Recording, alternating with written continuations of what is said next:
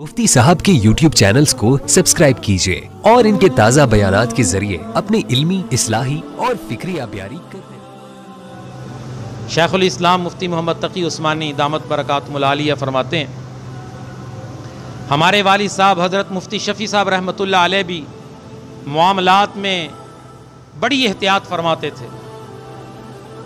फरमाते हैं कि हज़रत एक घर के एक कमरे के अंदर क़ियाम पजीर थे, आराम वहीं करते थे, पढ़ते वहीं थे, लिखते लिखाते सब मामलात उनके उस कमरे में होते थे। और घर से जो चीज़ आती थी खाना पानी देने के लिए, और फरमाते थे ये गिलास फ़ौरन इस कमरे से उठा लो, ये प्लेट फ़ौरन इस कमरे से ले जाओ। तो तख़ीर होती तो नाराज़ होते थे। कहते एक मरतबा मेरे साथ भी ऐसे हुआ कि मैंने हज़रत को पानी दिया ला के घर से, तो फरमाया फ़ौरन ले जाओ। तख़ीर होती, नाराज़ होते। मैंने अर्ज़ किया कि हज़रत कभी तख़ीर हो जाती है, माफ़ कर दिया करें। आप कहते हैं जल्दी ले जाओ, हम तख़ीर कर लेते हैं, हमें माफ़ कर दिया करें। तो फरमाने लगे बेटा बात ये है, मैं ये इसलिए ताकीद करता हूँ कि मैंने अपनी वसीयत में लिख रखा है कि इस कमरे के अंदर जितनी चीज़ें मौजूद हैं वो सारी की सारी मेरी मलकियत हैं, वो सारी की सारी मेरी मलकियत हैं।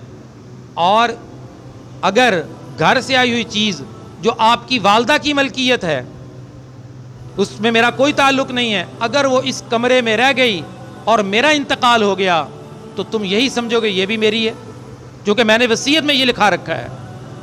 ये तो बहुत नुकसान है कि दूसरी की चीज़ मेरी मलकियत में आ जाए तो वसीयत के ख़िलाफ़ हो जाएगा, मामला ख़राब हो जाएगा। इसलिए मैं ताकीद करता हूँ मेरे कमरे में दूसरे की चीज़ें नहीं रहनी चाहिए। यहाँ किसी से चीज़ मांग लें, देने का नाम ही नहीं लेते, काबज़ ही हो जाते हैं, बल्कि गायब ही कर लेते हैं। दूसरे के घर के बर्तन आ जाए तो गायब हो गए। कोशिश करनी चाहिए, अपनी तरफ से पूरी कोशिश करें, दूसरे के घर का बर्तन आ जाए, दूसरे के घर से चीज़ें आ जाएं, उनको उस घर में पहुँचाने की कोशिश करें। जिससे चीज़ आरियतन इस्तेमाल के लिए ले लें, इस्तेमाल के बाद कोशिश करें फ़ौरन उसे वापस कर दें। अपने घर में रोकना, अपने घर में रखना जायज़ नहीं है। ये मामलात कौन सिखा रहा है?